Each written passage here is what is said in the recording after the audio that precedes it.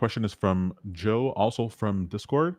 He asks, when stop loss and take profit orders are set as limit entries and stops, are these orders placed immediately upon entering the position, or are they sent to the market broker as limit orders when the price reaches a certain level?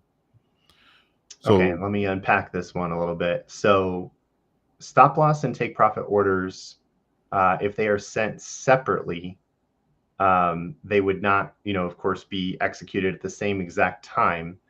He's asking if they're set as limit entry and stops. If you do send a bracket order to the broker, which not all brokers support, but a lot of them do, TradeStation is a good example of a broker that supports this, then you would have a limit entry order, and then you could attach a limit take profit and a stop limit order along with that. Those three orders would be executed at exactly the same time the moment that you enter, and they're executed at the broker level, not from TradersPost. So we're essentially sending the instructions of the whole trade to the broker, and the broker is executing it accordingly from there.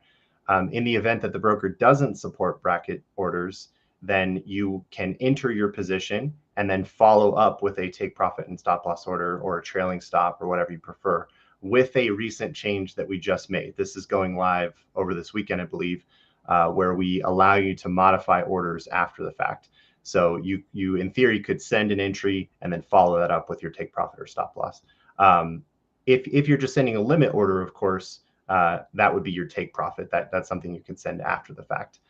So we always recommend that if possible, if the broker supports it, to send bracket orders, because then it's all executed at the same time at the broker level.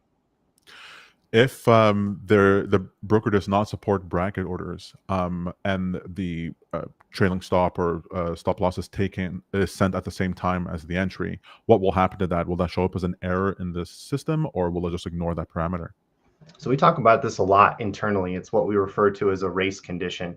And a race condition means that when both orders are sent at the same time, there are two outcomes that can occur from that. The entry order occurs first and is executed properly, and then the trailing stop is executed after the fact and everything is fine. So there's a race to the finish line, and the entry order got there first.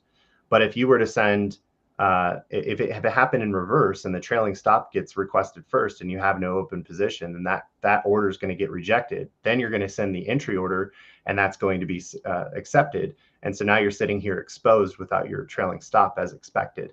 So generally, that's why we recommend to send the orders all together. And we're always trying to improve the way these things can be executed as we go. One of the future improvements we'll make is to sort of attach an additional order to your entry. So we'll wait for the entry to complete, and then we'll follow up with your extra order after that.